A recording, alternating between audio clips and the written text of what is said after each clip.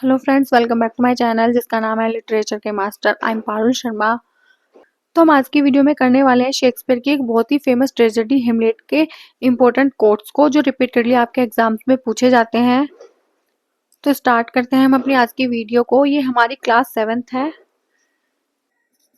हमारा पहला कोट है, listen to many speak to a few. जो बोला है पोलोनियस ने एक्ट फर्स्ट सीन थर्ड में। ये जो पोलोनियस है, इस पोलोनियस ने इस प्ले में बहुत सारे प्रोवर्ब दिए हैं एंड इस सेक्शन में जो पोलोनियस है वो बहुत सारी एडवाइस देता है अपने बेटे लेटस को, जो कि फ्रांस में पढ़ने जा रहा है। शेक्सपियर की जो लाइन है, इसका जो एक्सप्लेनेशन है वो बहुत ही स्ट्रेट है कि हमें बात करने से ज़्यादा सुनना ज़रूरी है। पोलोनियस जो है वो किसी भी फादर जो कि जब उनके बच्चे कहीं बाहर जाते हैं तो अपने बच्चे की प्रोटेक्शन के लिए जो पेरेंट्स होते हैं वो बहुत ही चिंतित होते हैं। तो ठीक उसी तरह से पोलोनियस भी नहीं चाहता कि उसका जो बेटा है जो वो बाहर जाए तो वो किसी भी तरह की परेशानी में फंसे, किसी भी बहस में पड़े। इसलिए वो उसे समझाते हुए कहता है कि listen to many speak to a few, कि सुनो सबकी लेकिन जो अपनी बातें हैं वो कहो बहुत कम लोगों से। इसका मतलब है कि जब आप डिफरेंट डिफरेंट लोगों से मिलते हैं तो उनकी बातें सुनते हैं, जिसकी वजह से आपको नई नई चीज़ें पता चलती हैं, आपकी जो नॉलेज है वो गेन होती है। लेकिन ये भी डिपेंड करता है कि आप किस तरह के लोगों से बातें कर रहे हो। एक अच्छा स्पीकर होने के, इसलिए हर आदमी को अपना कान दो लेकिन अपनी आवाज़ कम ही दो। कई लोगों से बात करने में आपका क्या होता है कि दिमाग खुलता है, आपको नई नई चीज़ें सीखने को मिलती हैं, आप किसी के अंदर झांक पाते हैं। हम किसी से क्वेश्चन करके पूछ कर कुछ चीज़ें सीख पाते हैं, क्योंकि सुनना तो सीखने के लिए और जो बोलना होता है वो सिखाने के लिए होता है। अगर हम किसी को सुनेंगे ही नहीं तो हम चीज़ों को सीखेंगे कैसे। लेकिन ऐसा बहुत कम लोग होता है कि लोग दूसरों की सुनते हैं, क्योंकि हर किसी को लगता है कि उसे सब कुछ आता है, उसके पास बहुत नॉलेज है। इसीलिए पोलोनियस अपने बेटे को समझा रहा है कि किसी की सुन भी लेना वहां पर। सेकंड कोट है, give every man thine ear but a few thy voice. ये लाइंस भी पोलोनियस की एडवाइस ही है to his son Laertes. Polonius समझा रहा है अपने बेटे को कि give every man thine ear, हर किसी को अपने कान दो लेकिन अपनी आवाज बहुत कम ही लोगों को दो, क्योंकि हमें दूसरों की बातें सुननी चाहिए, हमें उनके विचारों को, उनकी राय को सुनना चाहिए, लेकिन हमें अपनी बात कब कहनी है और किससे कहनी है उसके लिए हमें बहुत ही चूजी होना चाहिए। ये एम्फेसाइज करता है the importance of listening over speaking. कुल मिलाकर ये एक्टिवली दूसरों की बातें सुनने पर जोर देती है एंड ये इस थॉट को एम्फेसाइज करती है कि सुनना जो होता है वो बोलने से ज़्यादा जरूरी होता है। थर्ड कोट है, now cracks are noble heart, good night sweet prince and flight of angels, sing thee to Thai rest. ये बोला होरेशियो ने एक्ट 5 सीन 2। जो लाइंस हैं ये लाइंस आती हैं हेमलेट के लास्ट एक्ट में एंड लास्ट एक्ट के लास्ट सीन में। जो हेमलेट की डेथ हो जाती है तो उसकी डेथ के बाद हेमलेट का जो बेस्ट फ्रेंड है होरेशियो, वो बहुत ही दुखी होता है और उसकी डेथ के बाद वो ये लाइंस को बोलता है कि जो एक महान दिल था, जो एक ग्रेट हार्ट था, आज वो टूट गया।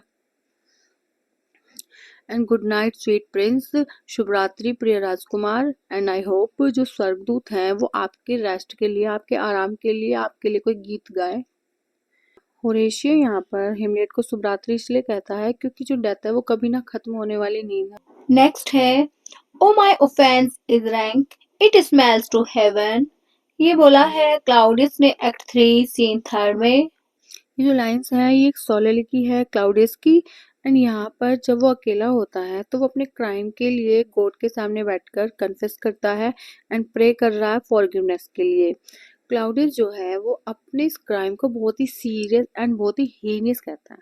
वो कहता है कि उसका जो क्राइम है वो इतना गंदा है कि उसकी जो स्मेल है, उसकी जो गंध है वो स्वर्ग तक पहुंचती है।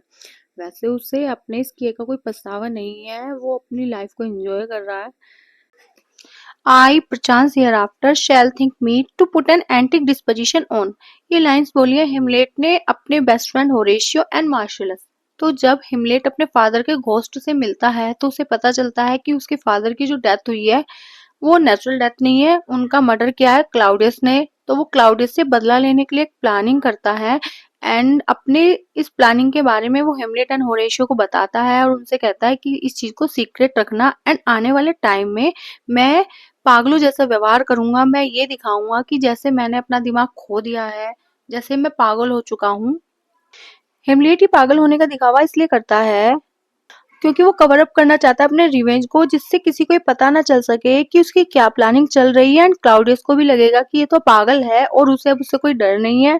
एंड सेकंड रीजन ये है कि जब वो किंग क्लाउडियस को मार देगा तो लोगों को लगेगा कि ये तो पागल है और उसके इस एक्शन के लिए कोई उसे रिस्पॉन्सिबल भी नहीं मानेगा। What a man, if his chief good and market to his time to but food and sleep, a beast no more। ये भी एक सोलह लिखी है हिमलेट की, ये बोली है उसने एक्ट 4 सीन 4 में। एंड ये हिमलेट की फोर्थ सोलह लिखी है। तो यहाँ पर हिमलेट कहता है कि एक आदमी क्या है, अगर वो अपने टाइम को सिर्फ ऐसे कार्यों में लगाता है जिससे उसे सिर्फ खाना और सोना मिल सके और उसे लगता है कि इस काम में उसका बहुत ज्यादा भला है, तो वो सिर्फ एक पशु है और पशु से ज्यादा कुछ नहीं है।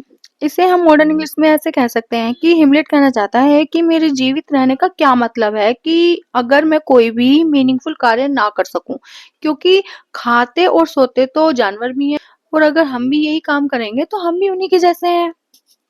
इसलिए किसी इंसान का काम सिर्फ खाना और सोना ही नहीं होता, उसके अलावा भी उसे बहुत सारे मीनिंगफुल कार्य करने चाहिए। सेवंथ है God hath given you one face and you make yourself another. ये हिमलेट ने बोला है ओफिलिया से। यहाँ पर हिमलेट ओफिलिया को टू फेस्ड बोल रहा है। उसका मानना है कि जो ओफिलिया है वो उसके सामने कुछ और है और वो दूसरों के सामने कुछ और है। There has a persona on her face, उसे ऐसा लगता है। एंड हेमलेट ओफिलिया में भी वही फॉल्ट देखता है जो वो अपनी माँ में देखता है। उसका विश्वास है कि जो वुमेन होती हैं वो इजीली झूठ बोलती हैं और उनके अंदर चालाकी करने की क्षमता होती है। इसलिए वो कहता है कि भगवान ने एक फेस तो भगवान ने तुम्हें दिया है, लेकिन एक फेस वो है जो तुमने खुद बनाया है। नेक्स्ट है my words fly up, my thoughts remain below, words without thoughts never to heaven go. ये बोला है क्लाउडियस ने, ये उसकी सोलह लिखी है, ये उसने बोली है एक्ट 3 सीन 3 में। क्लाउडियस कहता है कि जब मैं भगवान की प्रेयर करता हूँ, जब मैं गॉड की प्रेयर करता हूँ, मैं उनसे माफी मांगता हूँ, तो मेरे जो वर्ड्स हैं वो तो उड़ जाते हैं और जो मेरी थॉट्स हैं, जो मेरे विचार हैं, वो नीचे ही रह जाते हैं। तो बताओ भला बिना थॉट्स के जो वर्ड्स हैं वो हेवन तक कैसे पहुंचेंगे, वो भगवान के पास कैसे पहुंचेंगे। तो क्लाउडियस कहता है, क्लाउडियस की जो लाइंस हैं ये हाईलाइट करती है उसके इंटरनल कॉन्फ्लिक्ट एंड उसकी हिपोक्रेसी को फॉर हिज ब्रदर्स मर्डर। क्योंकि वो जो प्रेयर कर रहा है ना वो एक दिखावा है, उसकी जो प्रार्थना है उसकी प्रार्थना में जेन्युइन रिपेंटेंस की कमी है, उसका जो पश्चाताप है वो सच्चा नहीं है, वो सिर्फ शब्दों के माध्यम से भगवान से माफी मांग रहा है। जबकि उसके जो थॉट्स है, उसके जो विचार है, उन विचारों में वो अपने क्राइम को हीनियस या सीरियस नहीं समझता, वो सिर्फ शब्दों से बोलता है कि मेरा जो क्राइम है वो बहुत ही हीनियस है, बहुत ही सीरियस है और मुझे इसकी माफी भी नहीं मिलेगी, जबकि वो अपनी लाइफ को एंजॉय कर रहा है। तो इसका मतलब है कि उसकी जो थॉट्स है वो उसके क्राइम को गलत नहीं समझती, वो सिर्फ शब्दों के माध्यम से भगवान से फॉरगिवनेस की अपील करता है, जिसकी वजह से उसकी जो अपील है वो अनसुनी रह जाती है। क्योंकि अगर आप भगवान के पास बिना ये सोचे समझे कि हमें भगवान के सामने जाकर किस तरह के शब्द यूज करने हैं, किस तरह की बातें करनी है, ये ना सोचकर सिर्फ सच्चे मन से भगवान से किसी चीज के लिए माफी मांगते हैं, तो हमारे लिए वही काफी है। लेकिन अगर हम अपने थॉट्स से तो उस चीज की माफी मांगते नहीं है और सिर्फ शब्दों का यूज करते हैं, तो भगवान क्यों ही सुनेंगे। आप इसे ऐसे भी कह सकते हैं कि यदि आप किसी बात को मन से नहीं कहते तो उसकी प्रार्थना करने से क्या फायदा है। नेक्स्ट है I must be cruel only to be kind. ये बोला है हिमलेट ने अपनी मदर गर्ट्रूड से एक्ट 3 सीन 4 में। हिमलेट जब पोलोनिस को मार देता है तब वो अपनी मदर से कहता है कि मैं जो भी कुछ कर रहा हूँ, मैं जो कर रहा हूँ वो माना बहुत ही क्रूल है, लेकिन इसके पीछे जो मेरे इरादे हैं वो नेक हैं, तो कुछ अच्छा करने के लिए तो मुझे क्रूल होना ही पड़ेगा। ये जो लाइंस हैं ये शो करती हैं इस बिलीफ को कि हमारे जो हार्श एक्शंस होते हैं वो बहुत ही नेसेसरी होते हैं कुछ अच्छा करने के लिए। नेक्स्ट है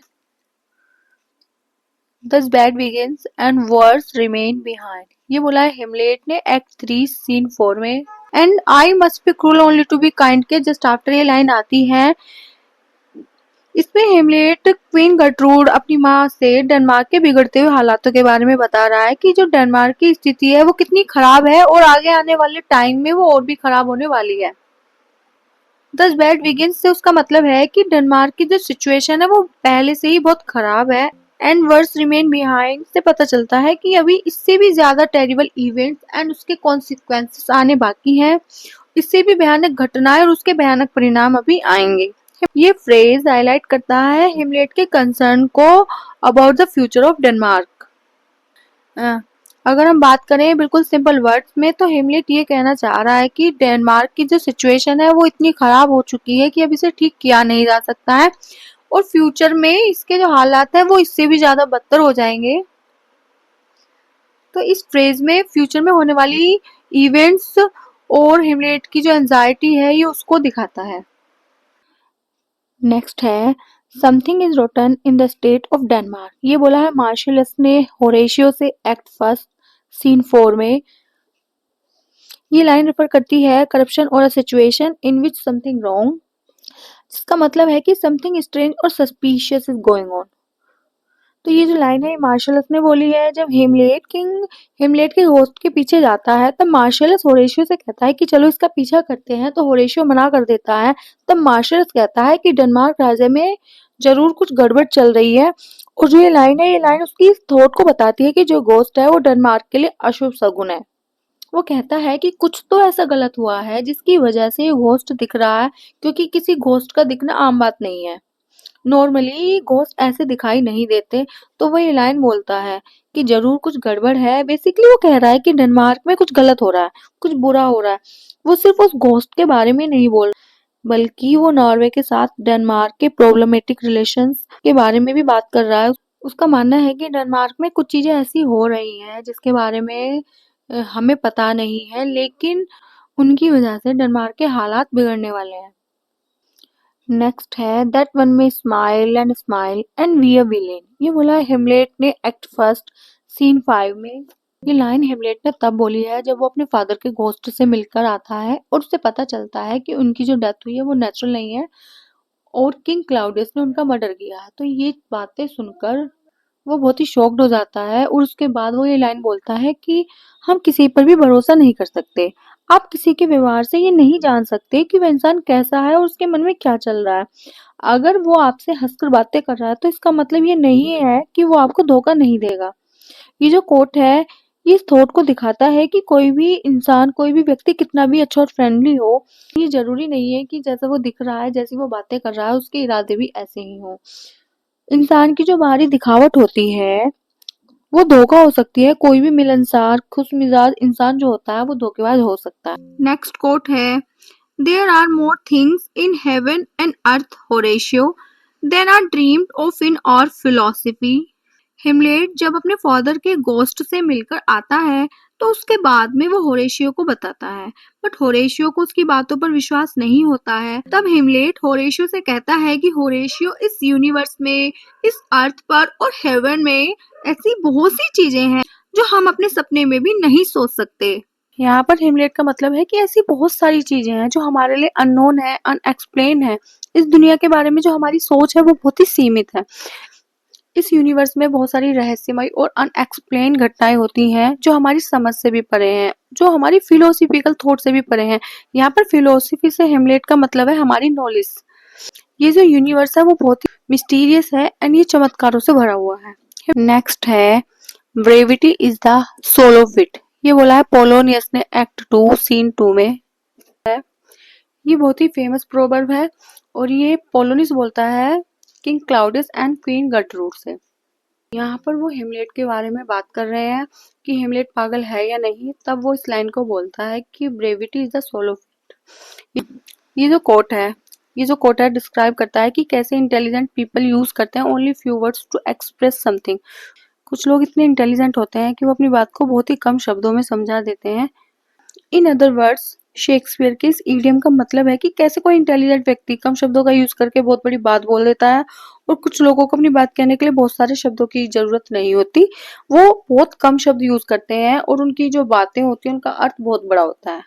ये जो लाइन्स है पोलोनियस ने बोली है और वो बातें कर रहे हैं हिमलेट के बारे में कि हिमलेट पागल है या नहीं, जिसके लिए वो खुद गोल गोल घूम रहा है और बहुत सारे शब्दों का यूज कर रहा है।